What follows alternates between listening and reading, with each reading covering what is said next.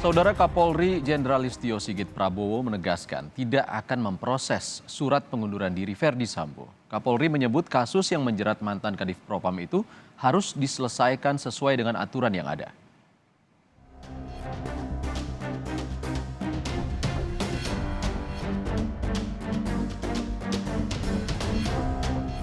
Kapolri Jenderal Listio Sigit Prabowo menyatakan tidak akan memproses surat pengunduran diri yang diajukan oleh mantan Kadif Propam Irjen Verdi Sambo. Ditolaknya surat pengunduran diri karena masalah Sambo harus melalui sidang Komisi Kode Etik Polri. Jenderal Listio Sigit Prabowo menegaskan dalam sidang etik juga diputuskan bahwa Verdi Sambo dikenakan pemberhentian tidak dengan hormat atau PTDH. Ya tentunya kan ada aturannya dan kemudian kan memang kita melihat bahwa ini semua harus diselesaikan di proses sidang KKIP dan kemarin sudah kita dengar bahwa putusan dari sidang kan PTDH. Sebelumnya Verdi Sambo juga sempat menulis sepucuk surat permohonan maaf. Dengan niat yang murni, saya ingin menyampaikan rasa penyesalan dan permohonan maaf yang mendalam atas dampak yang muncul secara langsung pada jabatan yang senior dan rekan-rekan jalankan dalam institusi Polri atas perbuatan yang telah saya lakukan. Verdi Sambo juga menulis siap menerima tanggung jawab dan menanggung seluruh akibat hukum yang dilimpahkan kepada senior dan rekan-rekan yang terdampak. Tim Liputan Kompas TV. Saudara Irjen Verdi Sambo menyampaikan permohonan maaf kepada institusi Polri atas kasus yang melibatkan dirinya. Permohonan maaf disampaikan melalui sepucuk surat menggunakan tulisan tangan Verdi Sambo. Lalu bagaimana ahli grafologi menganalisa tulisan tangan Verdi Sambo dalam surat tersebut? Sudah bersama kami di Kompas Malam, ahli grafologi Tessa Sugito selaku pemegang Certified Handwriting Analyst. Selamat malam Mbak Tessa, terima kasih sudah hadir di Kompas Malam. Selamat malam Kak Iksan. Mbak Tessa, sebelum kita membahas lebih lanjut tentang tulisan dari Irjen Verdi Sambo, mungkin bisa dijelaskan terlebih dahulu, apa sebenarnya grafologi? License apa yang Anda miliki berdasarkan apa? Grafologi itu adalah ilmu membaca tulisan tangan. Tapi sebenarnya yang kita baca itu adalah pola otak penulis yang tercermin di kertas. Jadi apa yang tercermin di kertas merupakan cerminan otak dari penulisnya. Maka dari itu, dari tulisan tangan kita bisa melihat kondisi kesehatan, kondisi emosi, kondisi kejiwaan, termasuk juga mungkin trauma dan ketakutan dari penulisnya. License yang saya punya itu adalah dari, memang kita grafolog-grafolog di Indonesia itu bisa belajar dan bisa ambil sertifikasi juga. Ada beberapa sekolah di Indonesia yang memang mengajarkan ilmu ini gitu. Jadi sebenarnya ilmu ini pun juga bukan ilmu yang baru. Seringkali masih banyak yang beranggapan bahwa ilmu ini disebut meramal, padahal sebenarnya tidak. Jadi memang bisa dipelajari siapa saja dan juga ada kurikulum yang memang mengajarkan dalam arti kecenderungan dari perilaku penulisnya. Baik, yang mempengaruhi tingkat akurasinya apa Mbak Tessa? Yang mempengaruhi tingkat akurasinya dalam arti ini karena sudah ada studi empiris ya. Jadi kan untuk melihat suatu tulisan itu kita melihat dari tekanan, terus juga dari tekanan tulisan, tekanan pena, terus goresan bentuk-bentuk hurufnya, seperti itu. Baik Mbak Tessa, dari tulisan tangan Irjen Verdi Sambo, apa yang bisa Anda lihat terkait dengan kepribadian Verdi Sambo? Kalau melihat dari tulisan beliau, banyak juga trait-trait yang positif sebenarnya. Jadi kita mulai dari trait yang positif dulu ya. Jadi dari tulisan ini kita tahu grafolog bisa menganalisis bahwa penulisnya adalah orang yang memiliki determinasi yang tinggi. Lalu juga punya kepercayaan diri yang tinggi juga. Dan juga cerdas. Dalam arti kita melihat bahwa kecerdasan itu kita bisa melihat dari bentuk huruf M atau N dari penulisnya.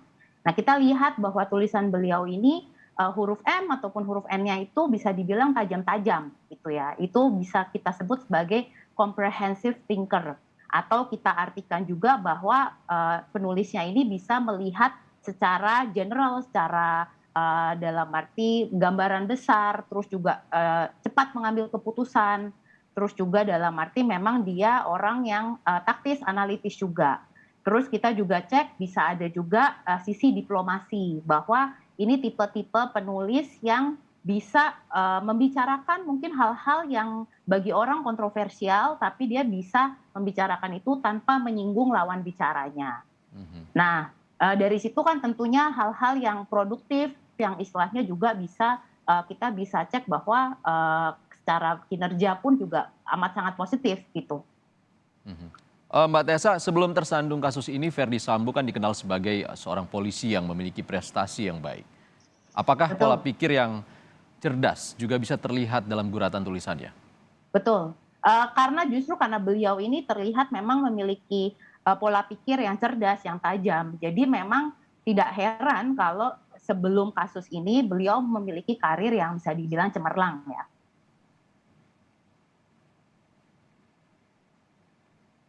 Begitu. Oke, Mbak Tessa, kalau dalam tulisan tangan Irjen Ferdy Sambo, apakah ilmu grafologi juga bisa menganalisa seperti apa karakter dari seorang Ferdy Sambo? Bisa juga. Tadi kan kita membahas tentang pola pikir. Nah, kita juga bisa melihat karakter-karakter yang ada di tulisan beliau, itu termasuk di sini tipe-tipe istilahnya ada tulisan yang ini huruf E-nya kan cenderung sempit ya. Jadi tidak terlihat ada loop-nya. Itu biasanya penulis-penulis yang seperti ini punya kecenderungan untuk sulit mendengarkan masukan atau saran dari orang lain. Cuma mungkin kita bisa memaklumi karena pola pikir beliau yang cerdas gitu kan. Jadi ya mungkin ya penulisnya sudah tahu nih mungkin pembicaraannya seperti ini. Jadi bisa ada kecenderungan bahwa akhirnya beliau jadi lebih sulit menerima masukan dari orang lain seperti itu. Oke, kalau dari tulisan tadi Anda mengatakan sejumlah karakter ataupun sifat positif dari seorang Ferdy Sambo. Apakah karakter negatif ini juga bisa terlihat dalam tulisan tangan? Bisa juga, tentu saja kan tidak ada pribadi yang sempurna ya. Jadi dari tulisan pun kita juga pasti bisa melihat sisi positif maupun sisi negatif dari penulisnya, seperti itu. Nah, begitu pula dengan tulisan penulisnya ini gitu. Jadi tulisan yang saya terima ini yang kita lihat di sosial media itu juga memiliki kecenderungan karakter yang bisa dibilang kurang positif lah seperti itu. Seperti apa contohnya Mbak Tessa? Oke, ada ciri-ciri temperamental ya. Jadi kita bisa cek dari tulisan beliau memang tipe-tipe penulis yang mudah marah atau mudah tersinggung juga.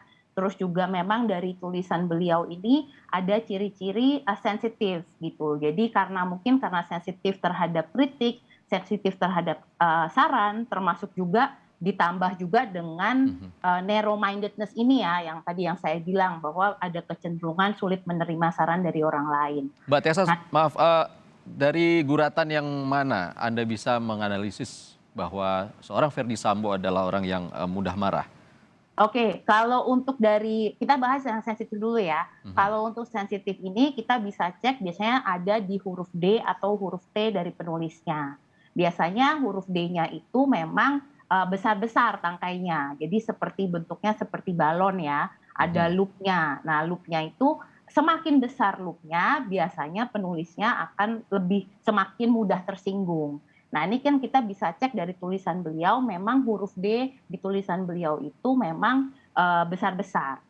Nah, selain itu kalau misalnya untuk temperamental dan dalam arti juga mudah marah ataupun juga ada kecenderungan agresi fisik ataupun misalnya bisa mukul atau bisa tindakan kekerasan fisik, itu kita bisa cek juga dengan tekanan atau penebalan yang ada di huruf-huruf yang ada tangkainya. Bisa di huruf T atau bisa di huruf P. Ini yang saya lingkarin, warna hijau itu jadi kelihatan bentuknya tuh seperti pentungan gitu. Dalam grafologi ini juga bisa dibilang club stroke ya, karena bentuknya seperti pentungan kasti seperti itu. Nah, ini dengan indikasi-indikasi seperti ini itu bisa mengarah bahwa penulisnya memang memiliki kecenderungan untuk melakukan kekerasan fisik atau ya kekejaman juga bisa diartikan seperti itu. Itu akurasi dari analisisnya seperti apa, Mbak Tessa? Kalau berdasarkan statistik, dan maksudnya berdasarkan penelitian, akurasi dari analisis grafologi itu bisa 85% ke atas. Dan kembali lagi ya kembali ke jam terbang grafolognya ya, seperti itu.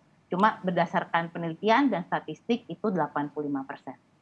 Eh, Apakah grafologi ini nantinya bisa digunakan oleh penyidik untuk menjadi bantuan dalam kebutuhan penyidikan, Mbak Tessa? Nah, dalam arti untuk expert opinion bisa, cuma mungkin ya tidak tahulah, saya kurang mengerti dalam arti hukum Indonesia, apakah bisa menggunakan analisis grafologi itu sebagai tambahan bukti. Nah, itu kembali lagi saya serahkan ke kepolisian. Kalau grafologi ini apakah juga bisa menganalisis struktur kata atau kalimat yang ditulis oleh seorang penulisnya atau hanya guratan tangannya saja? Dalam grafologi, analisis grafologi, kita menghindari isi cerita penulisnya sebenarnya. Karena isi cerita itu bisa menambah bias, kan subjektif ya. Jadi memang yang kita analisis itu ya dari guratan tulisannya, bentuk hurufnya, penekanannya, tebal tipis tulisannya, seperti itu. Nah, biasanya isi ceritanya, konten ceritanya itu hanya menambah informasi saja dari analisis yang sudah dilakukan. Oke, Mbak Tessa, kita masuk ke bagian tanda tangan dari Irjen Verdi Sambo. Seperti apa Anda melihat tanda tangannya?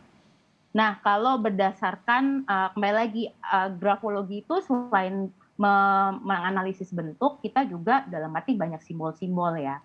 Dan ini memang dari tanda tangan beliau, ini memang terlihat dalam arti bentuknya itu kita sebut fellowship. Atau mungkin ya mohon maaf ini bentuknya seperti alat kelamin pria, seperti itu. Nah, dengan analisisnya memang karena simbolnya seperti itu biasanya kembali lagi kecenderungan penulisnya memiliki kecenderungan seksual fantasi atau fantasi seksual yang lain dari biasanya atau unconventional atau mungkin bisa dibilang di luar umum atau norma umum lah seperti itu. Oke, untuk karakter dari Verdi Sambo sendiri juga bisa digambarkan tentunya dari tanda tangan tadi. Nah, kalau tanda tangan itu kan sebenarnya bisa diartikan branding ya. Jadi pencitraan atau yang terlihat sekilas lah dari penulisnya. Kita sebagai grafolog tentu saja harus tetap membandingkan dengan tulisan asli dari penulisnya untuk mengambil analisis yang lebih holistik seperti itu. Selain simbol, Mbak Tessa, bagian mana saja dari sebuah tanda tangan yang ditulis seorang penulis ini yang bisa menunjukkan karakter seseorang? Apakah itu tekanan tulisannya ataupun panjang garisnya? Seperti apa?